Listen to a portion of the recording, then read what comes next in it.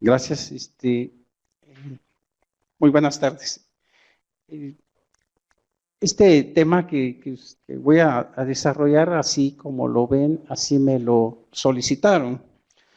Pero en la actualidad el ordenamiento territorial en muchos países ya no se hace referencia a ello, sino que solo es el tema de paisaje. Eh, en Europa, América del Norte, las leyes de ordenamiento territorial han sido sustituidas por la ley de paisaje. Es un poco más amplio el criterio de paisaje. Y voy a hacer referencia a algunas pequeñas definiciones que la Secretaría de Planificación ha publicado en la República de Guatemala. La Secretaría de Planificación es la entidad encargada de hacer la revisión de la planificación nacional y es el ente, digamos, rector en este tema. Estos documentos están en la línea y pues fueron publicados recientemente, digo yo, porque realmente a nosotros nos cuesta actualizar la documentación y es del 2018. Son nuevos documentos en los que participé como consultor también y en muchos planes de ordenamiento de esta institución. Entonces aquí lo que me interesa más es que por primera vez ya estamos incorporando el tema de riesgo. Y entonces acá dice, estos documentos están en adjuntos en la parte de los documentos de apoyo, ¿verdad? Entonces, yo no solo copié unas pequeñas partes porque no se trata de que acá les venga a leer ese documento, pero digamos lo que más me interesa, lo que interesa es que el territorio es más que el soporte físico de las actividades humanas, es un sistema complejo donde interactúan factores humanos, ambientales, económicos, sociales, políticos y culturales. ¿Verdad? Entonces, la Secretaría de Planificación está promoviendo esta nueva planificación con la participación ahora de las comunidades. La siguiente. También aparece dentro de los documentos la definición de ordenamiento territorial con gestión de riesgo, que es un tema bastante interesante, y dice que el ordenamiento territorial contribuye a la reducción de amenazas y vulnerabilidades. ¿Cómo lo hace? Pues si yo hice un buen trabajo de planificación territorial, debería de considerar los lugares o aquellas amenazas de tipo natural o antrópicas. Y pues el territorio debe de quedar, digamos, lo más seguro posible, ¿verdad? Las actividades que desarrollo dentro de ese territorio, ¿verdad? Por lo que viene a fortalecer la gestión del riesgo también y favorece los mecanismos de adaptación y mitigación frente al cambio climático, que es, digamos, una ley que también ya está en Guatemala vigente a través del Ministerio de Ambiente. La siguiente. La siguiente. También entonces el instrumento que usamos para el ordenamiento territorial utilizamos la planificación. La planificación en Guatemala está un poco rezagada porque seguimos utilizando la planificación estratégica, que al final de cuentas no es mala, lo único que han ido es actualizando ciertos temas, pero si esta planificación se utiliza de buena manera, pues funciona. Así que creo yo que por eso se viene utilizando, porque es una planificación que estuvo de moda como en los años 80, finales y principios de los 90. Ya en otros países ya está, no se utiliza, pero se utiliza la planificación paisajística, ¿verdad? También entonces vamos a ver entonces que es un proceso técnico, político y participativo que se busca, que se basa en el conocimiento y análisis de interpretación cuantitativa y cualitativa de los procesos dinámicos sociales, económicos, ambientales, de riesgo y político-institucionales. Entonces, como estamos viendo ya estas pequeñas definiciones, ya incluyen estos temas. La siguiente. Igual, entonces, también ya nos aparece dentro de los documentos de planificación lo que es la gestión de riesgo, a pesar de que la Secretaría de Planificación desde hace varios años ya había incorporado el método AGRIP para aplicarlo a los proyectos de gobierno que se desarrollan en Guatemala, pero no aparecía en ninguna parte de algo que le diera soporte. Entonces, estos nuevos lineamientos ya lo incluyen.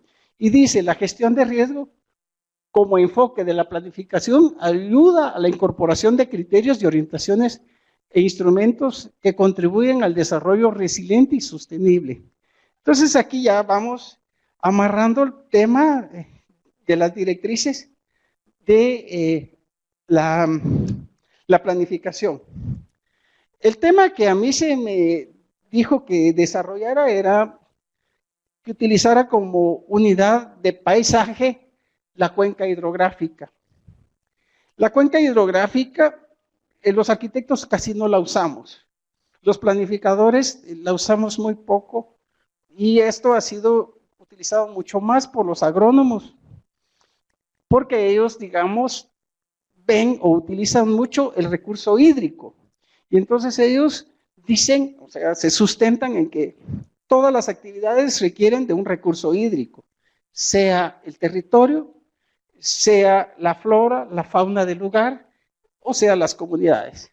Entonces esto de la cuenca, subcuenca, para los arquitectos es muy complejo trabajarlo en las áreas urbanas, porque definir la cuenca y la microcuenca en lugares urbanos ya no es tan fácil. Sin embargo, quiero decir que si alguien lo puede manejar, pues es, digamos, también un procedimiento viable. Acá estoy mostrando pues, lo que ustedes conocen, el mapa de cuencas de Nicaragua, para, digamos, que voy a ir relacionando también los temas de los países que participan para que vean que no solo les voy a trabajar Guatemala. Acá en este diagrama tenemos más o menos el procedimiento o los procesos que utiliza la metodología de cuencas, ¿verdad? Desde los objetivos, el análisis, las políticas, y aquí ya aparece en los métodos de cuencas el plan de la gestión de riesgo, ¿verdad? Las acciones, etcétera. Pero aquí lo que me interesa es que vean que el criterio de cuenca se basa en que todas las cuencas son diferentes. La siguiente. Acá tenemos el caso de cuencas de Honduras y algunas de El Salvador. Entonces, ¿qué nos dice esto? Nos dice que las cuencas, si yo las utilizo, es que ninguna cuenca es igual a otra y por lo tanto mi paisaje no va a ser igual y mi ordenamiento tiene que ser diferente. Entonces, bajo ese criterio, el uso de cuencas es aceptable. La siguiente. Sin embargo, actualmente nosotros estamos coincidiendo ya con agrónomos, con biólogos, con muchas carreras y se está convirtiendo en algo muy positivo, porque coincidimos ya en los métodos y es que tenemos las nuevas herramientas tecnológicas que son los sistemas de información geográfico. Entonces, estos sistemas se pueden utilizar tanto en áreas rurales como en áreas urbanas. Y la ventaja que tiene es que ya no tengo yo límites como los tenía en la cuenca. La cuenca era, digamos, el parteaguas, todo mi límite, porque hace años, pues, físicamente costaba determinar la diferencia entre un territorio y otro. Pero ahora tengo la libertad de poner el territorio que yo considere y lo puedo trabajar a través de los sistemas de información geográfica. Tanto en áreas urbanas como en rurales, lo que yo buscaría entonces es que cada tema lo puedo separar en diferentes imágenes y al final lo puedo sobreponer para encontrar aquellos lugares o sitios que son potencialmente buenos o potencialmente riesgosos. Con el sistema de información geográfica yo puedo trabajar entonces polígonos irregulares.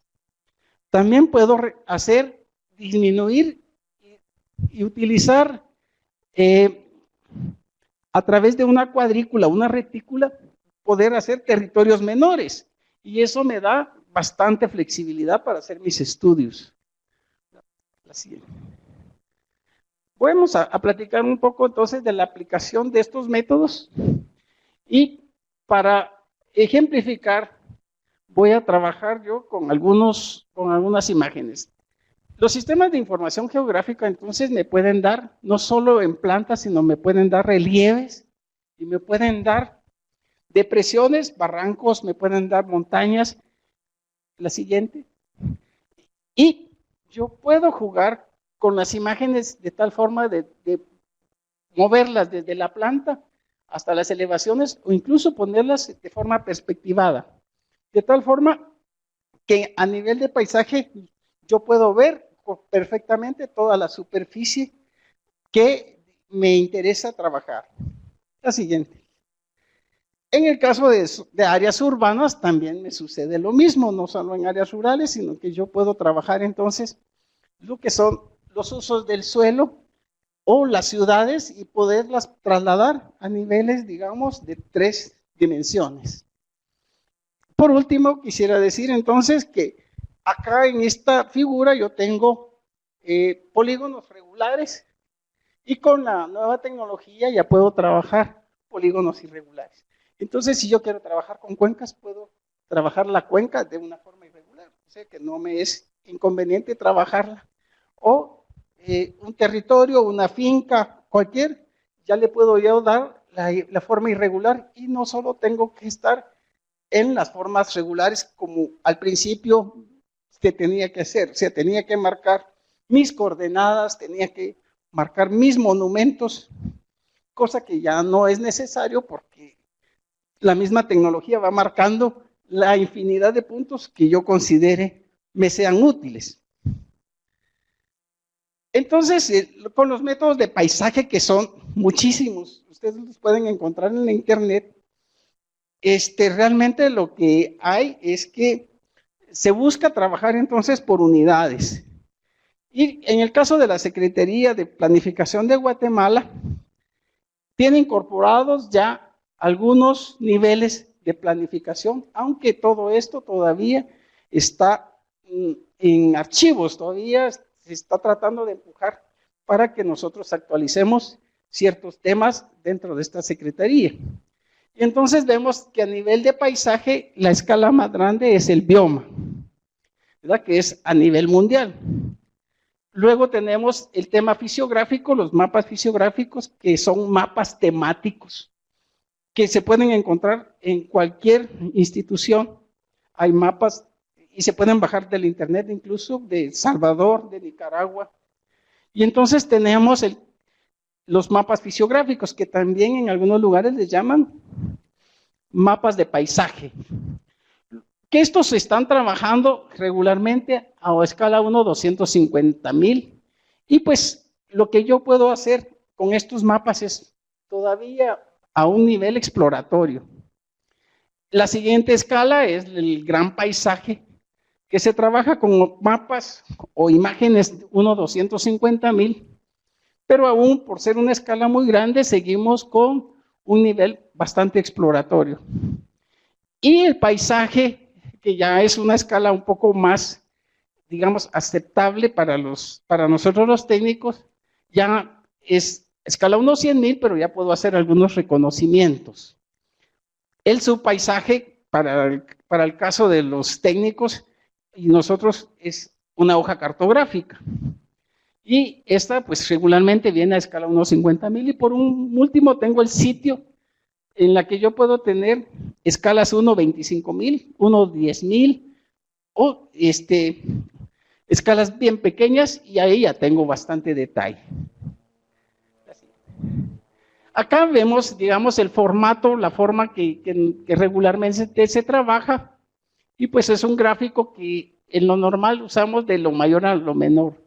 En el caso de los arquitectos estamos muy familiarizados con esto porque hacemos mucho el análisis de sitio cuando hacemos un proyecto, pero a veces nosotros no lo amarramos con las otras escalas. Entonces, esto realmente es un método. Allá en la parte superior les estoy presentando los biomas, que sería la escala más grande, y acá un mapa de la República de Guatemala, que es el mapa fisiográfico. Que les decía yo que es el mapa de paisaje para Guatemala. En este caso nosotros tenemos más o menos 18 a 20 regiones fisiográficas. El número no es estándar porque pues, el límite de una región a otra puede variar de acuerdo a la interpretación de los técnicos. Entonces, hay instituciones que manejan 18 regiones fisiográficas, otras dicen que usan las 20 porque hay terrenos o territorios diferentes, etcétera, pero al final de cuentas el número es muy similar entre una y otra institución. Entonces aquí lo que vamos a tener es que estas escalas también nos interesa verlas desde el ordenamiento territorial. Vamos a pasar al nivel o unidad ecológica y la unidad ambiental, para terminar con la unidad de paisaje, que es, digamos, el método que regularmente se está utilizando. Dentro del territorio, pues se divide en unidad rural y unidad urbana. La unidad rural puede descomponerse de acuerdo a la escala del gráfico anterior, desde región hasta caserío. Tengo el departamento, el municipio, la aldea. Estas divisiones pueden variar de un país a otro, porque por ejemplo México pues no tiene departamentos, sino tiene estados. Entonces ellos sustituirían ahí el estado. O el nombre puede variar de un país a otro, ¿verdad? En Centroamérica a veces, por ejemplo, no se usa la colonia, y otros usan el barrio, etcétera, ¿verdad? Entonces, por eso se va poniendo estos nombres, pero en realidad las áreas urbanas, yo le coloqué megalópolis, metrópoli, ciudad, zona, colonia y barrio. Pero no necesariamente todos puedan tener megalópolis y pueden cambiar esa escala y poner otra que es propia de ustedes, digamos. En la parte ecológica, el ecosistema, la comunidad, especie, grupo, familia y el individuo. Y aquí, en lugar del ecosistema puede ser un área protegida, por ejemplo. Entonces, estas dos, el ordenamiento territorial y el ordenamiento ecológico, acá ya tengo el tema humano de las personas, se lo incorporo, y la suma de los tres me tendría que ya incorporar el ordenamiento de paisaje. El ordenamiento de paisaje, digamos, la diferencia que tiene con todos los demás es que tiene el factor tiempo. Entonces, la unidad de paisaje tiene un factor tiempo que varía, digamos, con las otras unidades. La definición de unidad es, digamos, es variable. A mí me sirve como para medir, o digamos, el término se utiliza para diferentes tipos en la planificación. Es una unidad de medida físico básico, y esta la voy a replicar varias veces dentro del tema que yo estoy utilizando. Y entonces aquí pues ya puedo yo definir lo anterior, y pues digo yo, ordenamiento territorial se caracteriza por centrarse en las características físicas del territorio, ¿verdad? Su topografía, sus formas, su relieve, sus depresiones, etcétera. Todo lo que es, digamos, abiótico. En el ordenamiento ecológico describo los aspectos físicos de los lugares, pero además le agrego la flora y la fauna del lugar a ser evaluado. Esos son los elementos bióticos. En el caso del ordenamiento ambiental, es la suma de los dos anteriores, pero además le agrego las poblaciones y las etnias. O toda esta, digamos, el tema que se relaciona con las poblaciones. Y por último, pues llego al ordenamiento del paisaje, que, como dije, lo que se le agrega es la dimensión tiempo, es decir, las estaciones, el amanecer, el atardecer y un poquito adelante lo explico cómo se utiliza. Voy a trabajar algunos temas, aunque no todos, voy a ver algunos temas del análisis territorial. Entonces, por ejemplo, si yo quiero trabajar el tema territorio desde el punto de vista físico, acá generalmente yo me auxilio de algún geólogo o de algún técnico que maneje el tema de suelos, digamos un geotecnista. Acá lo que me interesa es cómo está conformado la superficie. Y entonces, por ejemplo, al geólogo yo le puedo solicitar que me diga, mire, esta capa que está acá, necesito que me diga su origen. Puede ser del terciario, del cuaternario, o esta otra puede ser una capa de ceniza volcánica que proviene de un volcán y la otra de otro. Entonces puedo decirle, mire, esta es de Pacaya y esta es del volcán de Fuego. Dígame la diferencia entre una y otra. Y él me dice, mire, esta es más grande, por lo tanto, recibimos más efectos del volcán de Fuego que de Pacaya. Entonces aquí yo ya me voy preparando para decir, bueno, tal volcán es el que más incidencia tiene sobre mi territorio, en tanto que el otro tiene menos. Entonces veo este tipo de análisis que tengo que realizar. La siguiente.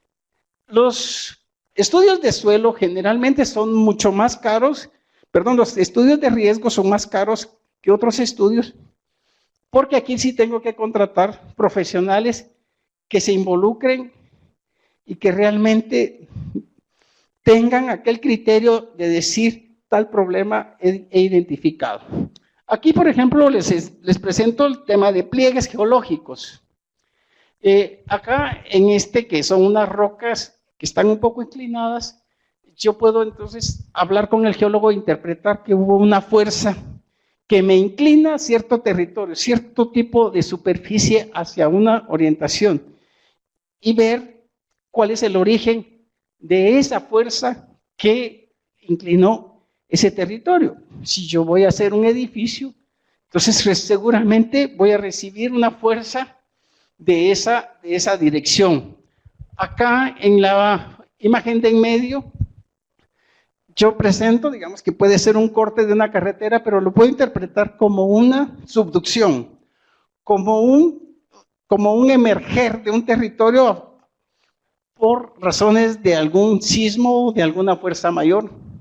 Y en la otra tengo unos pliegues que son bastante sinuosos, que pueden ser originados por tefra, pueden ser originados por lava, y también esto me interesa tener claro el conocimiento de lo que está sucediendo en el territorio. Entonces la fuerza que yo recibo en el territorio puede hacer que el territorio emerja o puede hacer que el territorio se hunda.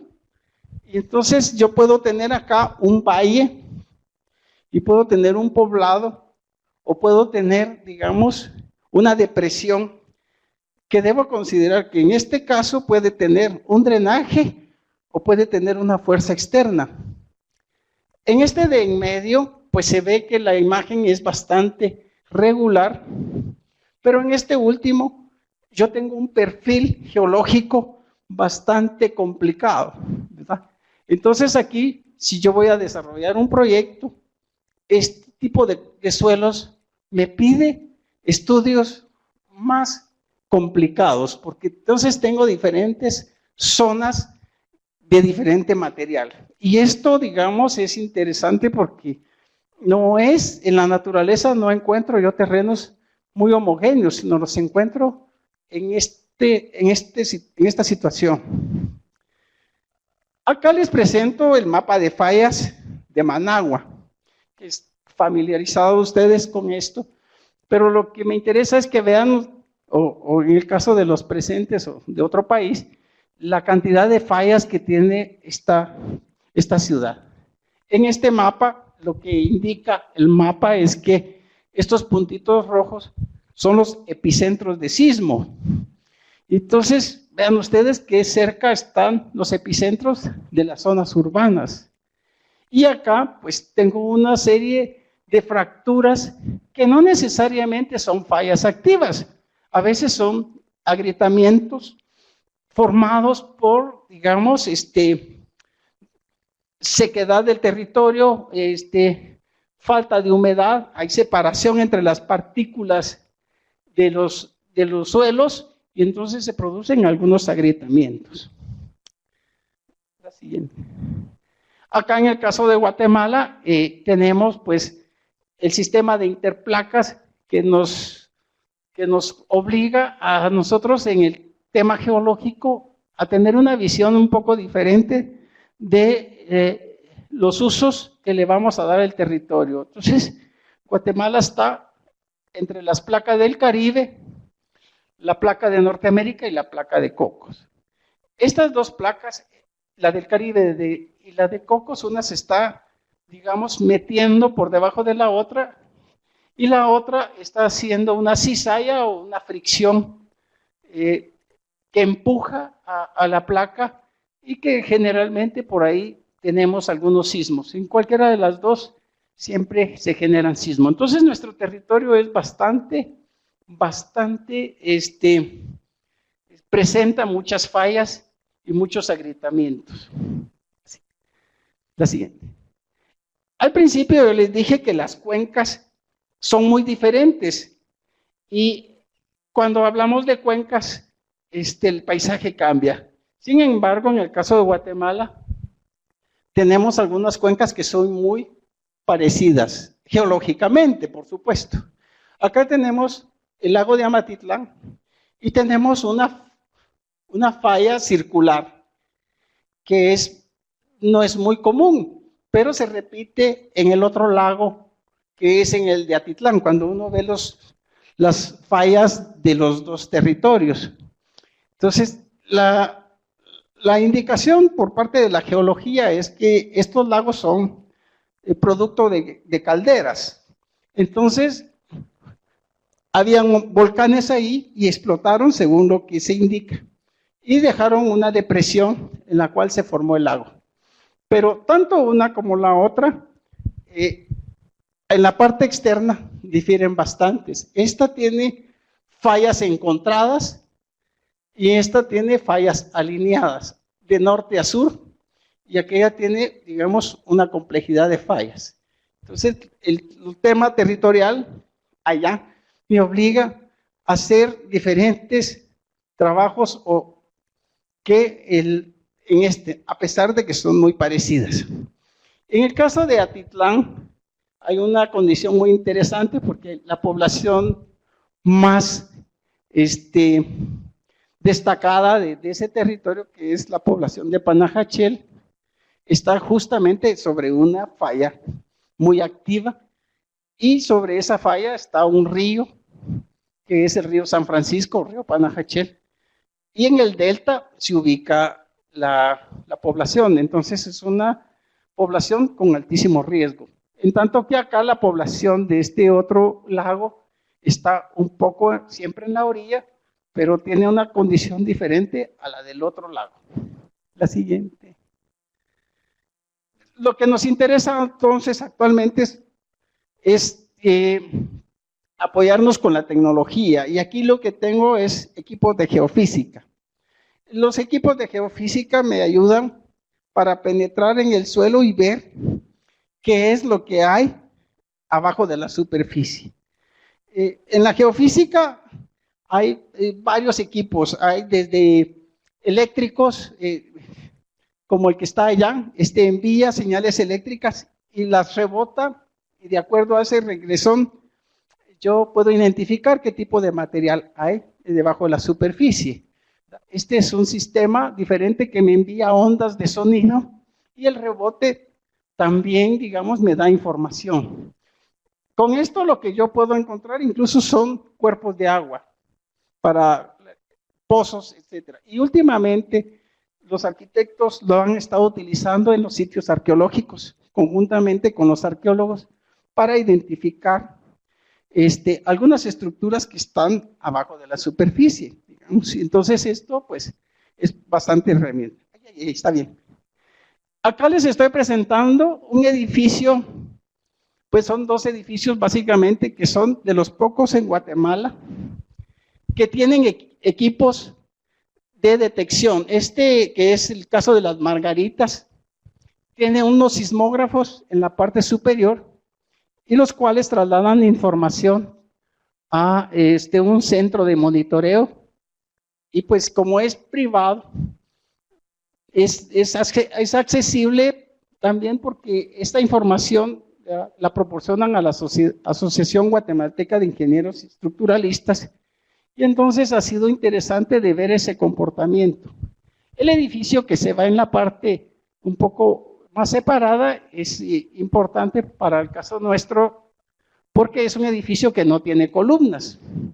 Ese edificio está hecho con muros de cortante. Entonces el comportamiento de esto es importante, y como esto es de una fundación, de la Fundación Pantaleón, pues ellos se preocupan porque estos edificios no sufran daños en el momento de algún desastre. Acá lo que les estoy haciendo es unos gráficos que estos edificios andan por los 63 metros y pues en esa época, hace algunos años, era de los edificios más altos. La siguiente.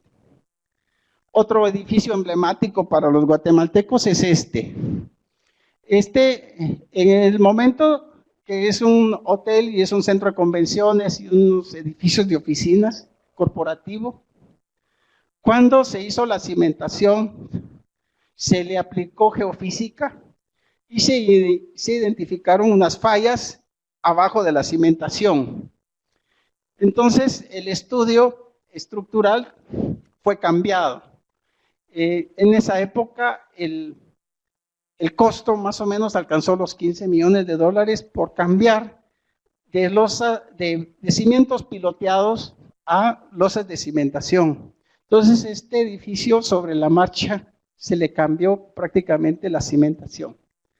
Actualmente se ha movido unos milímetros y ha sido una preocupación para los propietarios, pero afortunadamente ya el seguimiento que se le ha dado pues ha indicado que ya se estabilizó. Otro tema importante para este edificio es que originalmente las torres estaban separadas y en los últimos momentos se le hizo una unión o un puente en la parte superior con estructura de acero. Entonces esto lo que nos hace es que los dos edificios trabajan de forma junta, ¿verdad? Antes se podían estar trabajando en sismo de forma separada. Entonces, pero también en su momento fue uno de los edificios más altos de Guatemala. Cambiando un poco de tema y saliéndonos del tema de geología, podemos pasar un poco a lo que son los volcanes.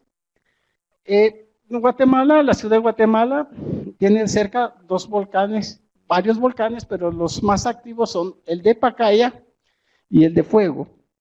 Este lanzó cenizas en mayo del 2010 y hubo aquí una actividad compleja porque además se presentó una depresión tropical que era la tormenta Ágata. Entonces tuvimos dos eventos de forma simultánea.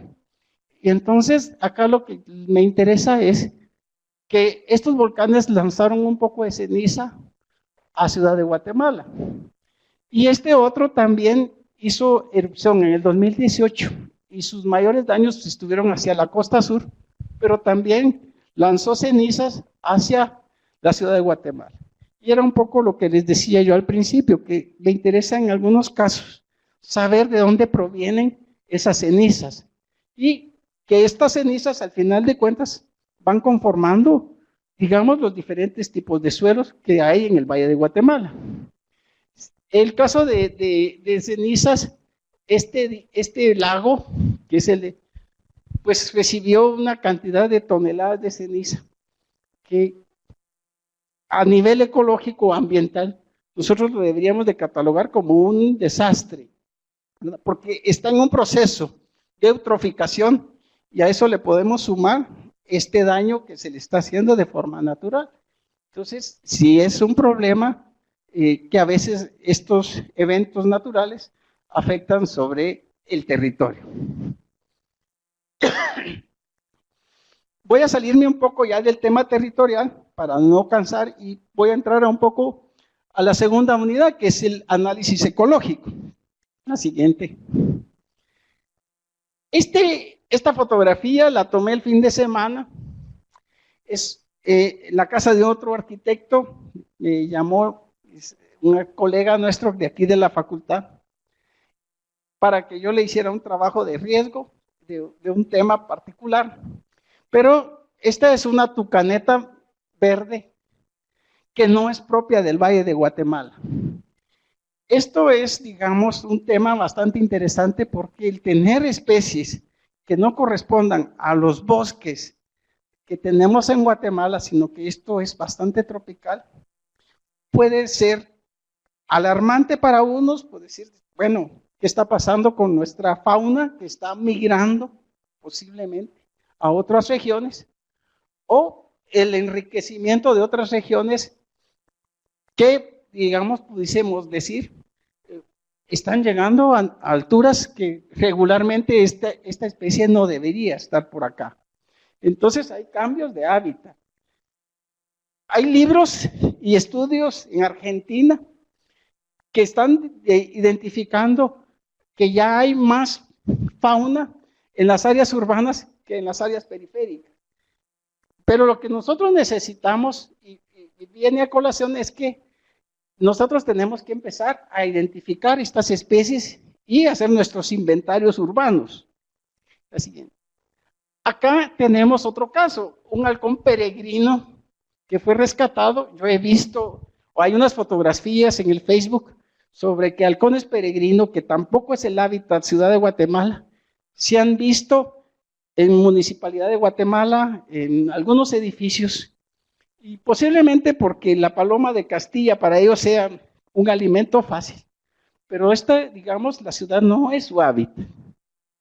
Entonces estamos teniendo algunas especies, como esta también es una lechuza que fue rescatada de un barrio aquí en Guatemala, que digamos es la Betania, la colonia Betania.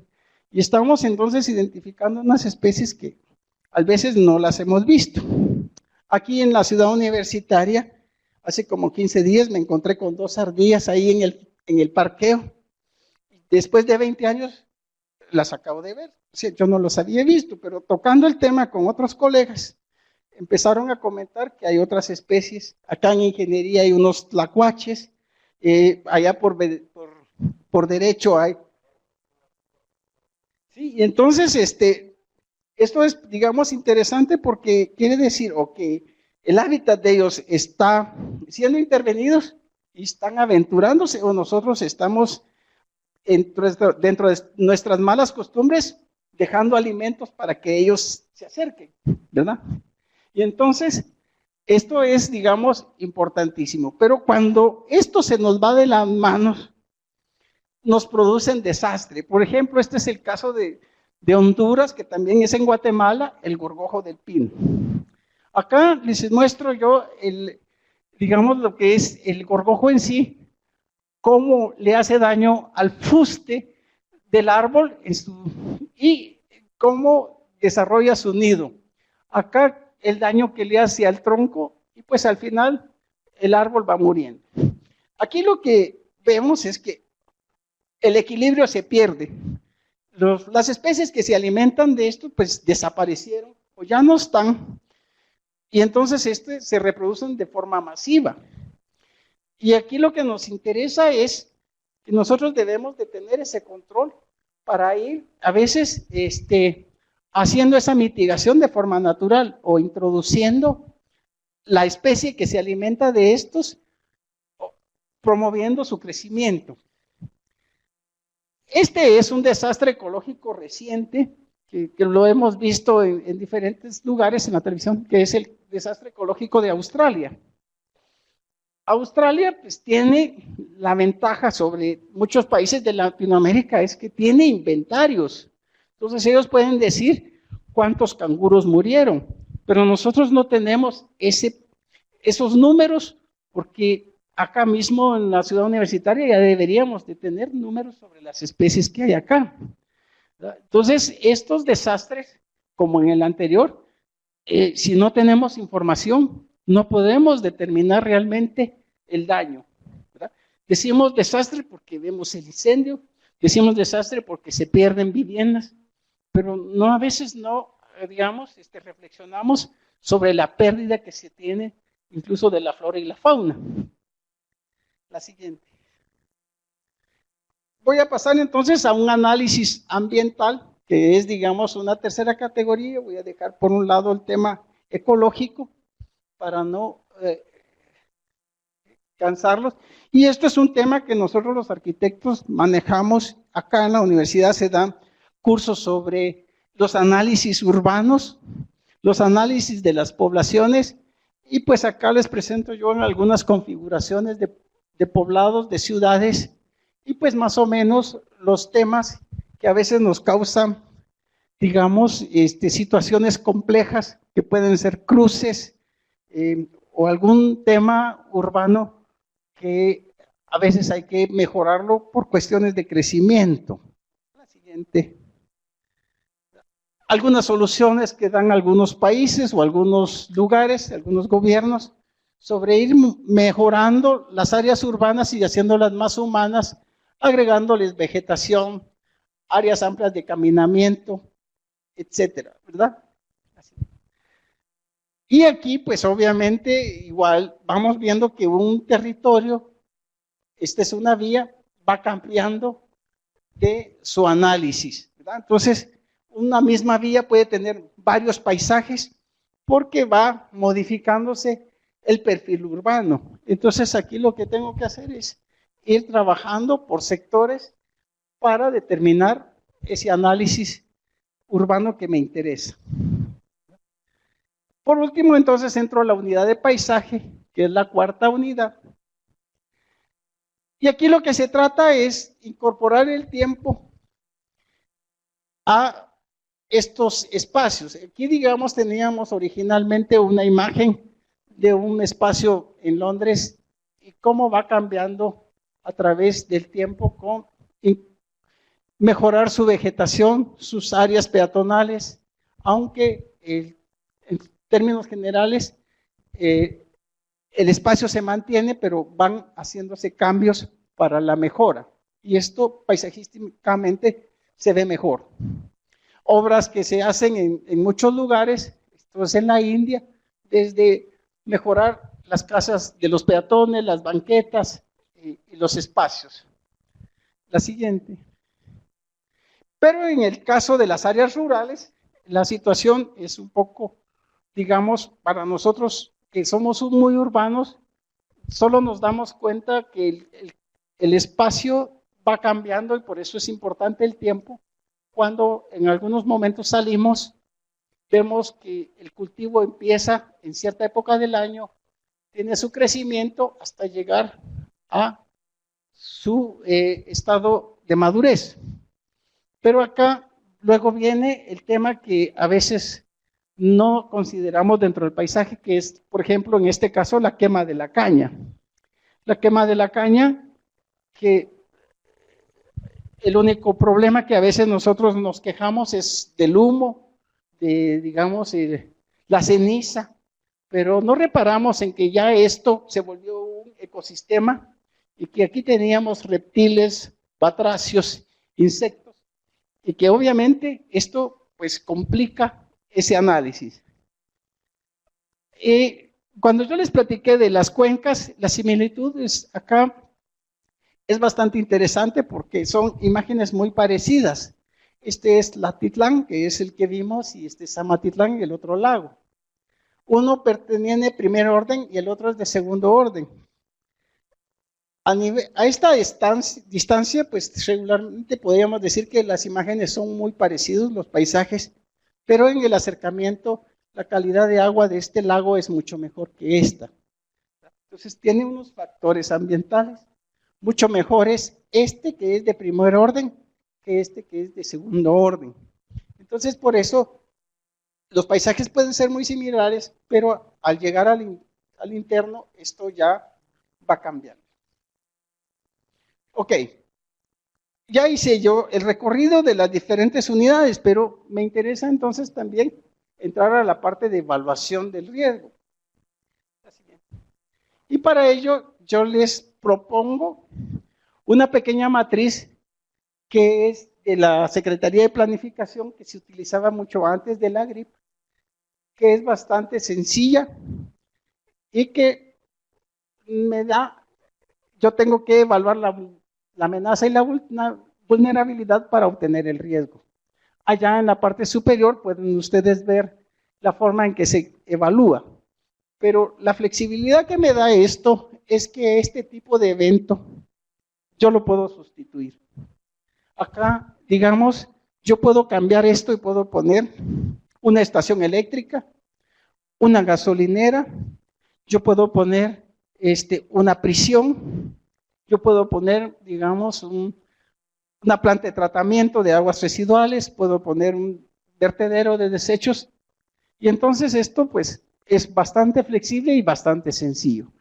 La idea de esto es que las personas que están participando, pues no todos son ingenieros arquitectos para poner fórmulas, y entonces la idea es que los que no lo son puedan tener un instrumento sencillo con que evalúen el riesgo, sin entrar a mucha matemática, sin entrar a muchas fórmulas y pues hacer mucho análisis. Entonces acá esto puede servir, que es un formatito sencillo para que evalúen, digamos, las personas el riesgo de las áreas en las que se desarrollan, ya sea su vivienda o ya sea su trabajo. Entonces yo con este pequeño cuadro, yo termino mi presentación y espero que les pueda servir de algo y estoy para servirles.